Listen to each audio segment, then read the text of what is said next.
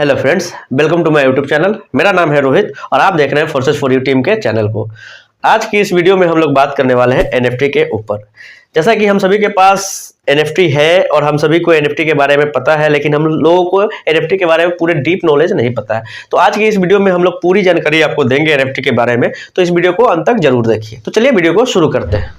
Video को शुरू करने से पहले एक रिक्वेस्ट रहेगी कि अगर आप हमारे चैनल पर नए हैं तो चैनल को सब्सक्राइब कर दीजिए, बेल आइकन को दबा दीजिए, ताकि जब भी हम कोई नई वीडियो लेके आए तो सबसे पहले नोटिफिकेशन आप तक पहुंचे और आप इस वीडियो को देख पाए। दोस्तों, ये जो वीडियो है इसका पर्पस सिर्फ एजुकेशन है। इस वीडियो में मैं किसी भी प्रकार से किसी भी पर्सन को फाइनेंशियल एडवाइस और इन्वेस्टमेंट करने की सलाह बिल्कुल नहीं देता हूं। तो ये सिर्फ वीडियो जो है वो सिर्फ एजुकेशन पर्पस के लिए ही है। तो चलिए वीडियो को शुरू करते हैं। एनएफटी नॉन फंजिबल टोकन जो होता है वो डिजिटली टोकन या एसेट की तरह होता है, जिसे आप डिजिटल पेंटिंग या डिजिटल कार्ड की तरह सोच सकते हैं।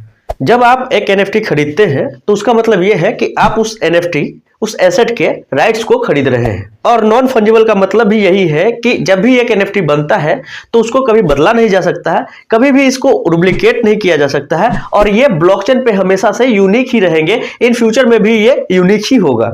अगर आपके दिमाग में ये भी चल रहा है कि इसको हम बिटकॉइन से कंपेयर करते हैं, तो ऐसा बिल्कुल नहीं है। क्यों नहीं है उसको समझिए। क्योंकि एक बिटकॉइन का वैल्यू जो है दूसरे बिटकॉइन के सेम होता है, समान होता है, लेकिन एक एनएफटी का वैल्यू जो है दूसरे एनएफटी के समान नहीं हो सकता है। हर एक एनएफटी जो है एक दूसरे से बिल्कुल डिफरेंट होता है। इसको आप सिंपल भाषा में समझिएगा तो इसको हम ऐसे कह सकते हैं कि जब भी आप एक एनएफटी को परचेस करते हैं तो आप एक यूनिक डेटा को परचेस करते हैं। इसका मतलब यह है कि एनएफटी और कुछ नहीं, एक यूनिक डेटा है जिसका एक स्पेसिफिक एड्रेस है। मतलब एक यूनिक एड्रेस होता है जिसको आप बाय करते हैं।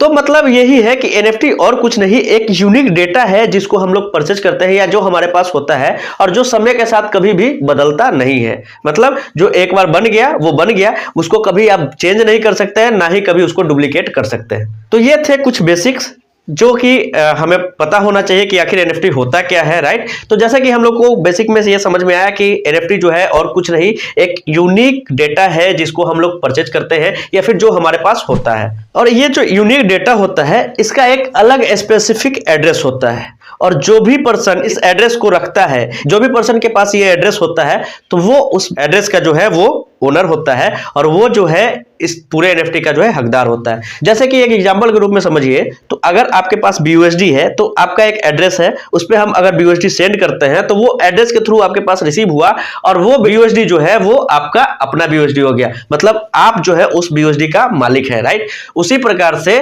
एनएफटी का भी एक यूनिक एड्रेस होता है और जो भी पर्सन उस एड्रेस को होल्ड करता है वो उस एनएफटी का मालिक होता है। और वो ओनर जो होते हैं वो चाहेंगे ना तो वो उस डेटा जो होता है, वो एड्रेस जो होता है, वो किसी पर्सन को सेल कर सकते हैं।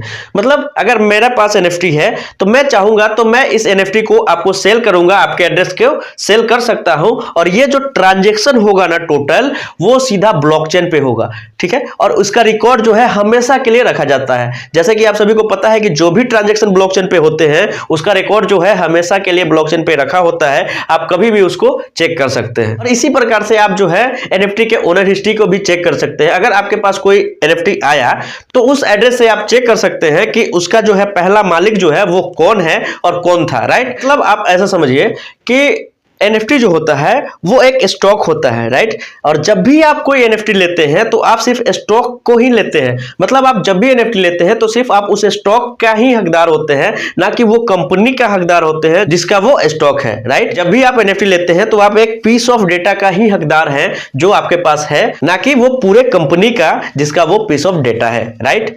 अब सबसे बड़ा सवाल ये आता है कि आखिर हम जो है ये एनएफटी क्यों खरीदेंगे भाई।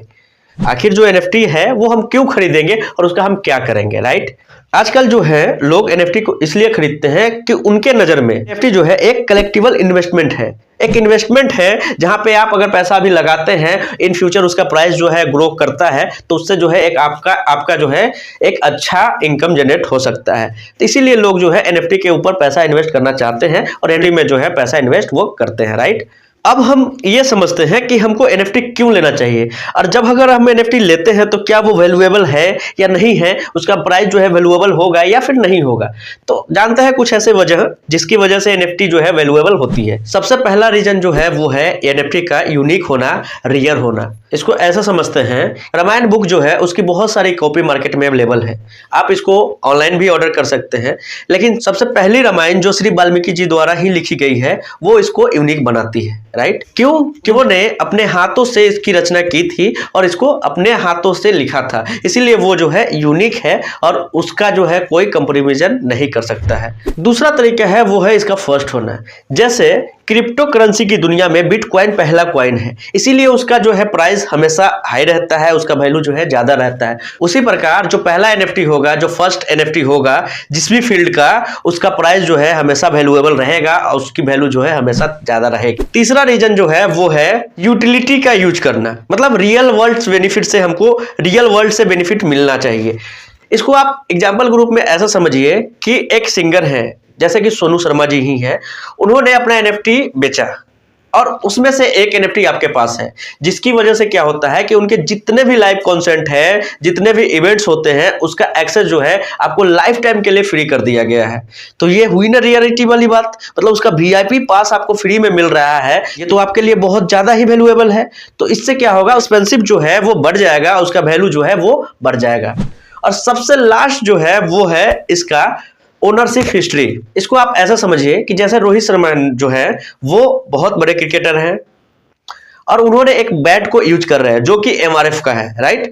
और उसी बैट का जो है प्राइस मार्केट में नॉर्मल 500, 600, 1000 जो है मिलता है, राइट। लेकिन रोहित शर्मा ने उस बैट पे अपना सिग्नेचर किया और उसको मार्केट में सेल किया, राइट।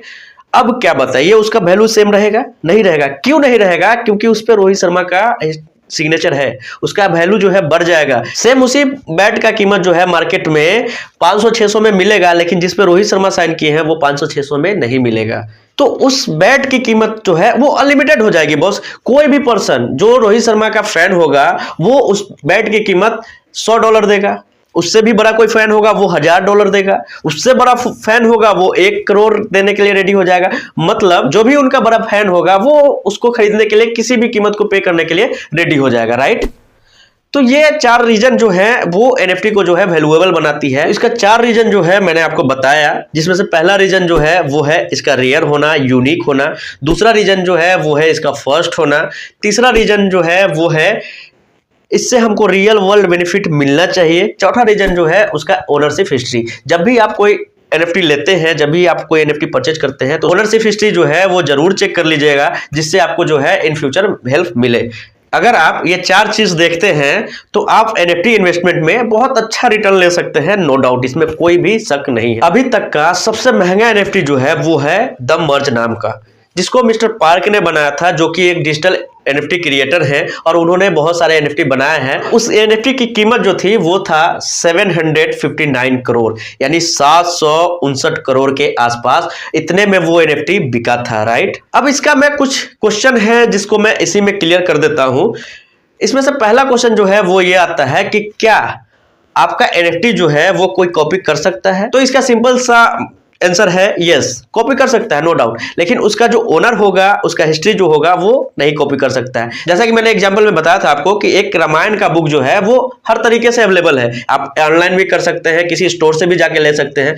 लेकिन जो श्री वाल्मीकि जी द्वारा लिखी गई थी रामायण, वो तो रेयर है, उससे उसका ओनरशिप का हिस्ट्री का पता चलता है। सेम कॉन्सेप्ट से भी NFT काम करता है, लेकिन आप NFT के एड्रेस से उसके फर्स्ट ओनर का हिस्ट्री पता कर सकते हैं कि NFT का जो है पहला ओनर कौन था, राइट।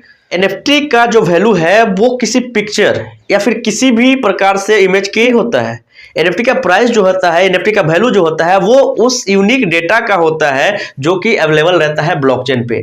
तो आपका इमेज कोई भी कॉपी कर सकता है, नो डाउट, लेकिन वो यूनिक डेटा जो होता है उसको कोई कॉपी नहीं कर सकता है, राइट। इसी एक रीजन की वजह से NFT जो है हर एक NFT से अलग होता है और हर एक NFT से डिफरेंट होता है, जिसकी वजह से कोई भी आपके ओरिजिनल NFT को कॉपी नहीं कर सकता है, राइट। तो दूसरा क्वेश्चन है वो है कि हम NFT को बाई कैसे करें। तो NFT को बाय करने के लिए बहुत सारी वेबसाइटें हैं, जैसे कि आप फ्लिपकार्ट, अमेजॉन, मेसो यूज करते हैं, उसी प्रकार से बहुत सारे वेबसाइट है जहां से आप NFT को बाय कर सकते हैं और इसका जो ट्रांजैक्शन होगा वो हमेशा इथेरियम में ही होगा और उससे ही से जो है इसका पेमेंट होता है।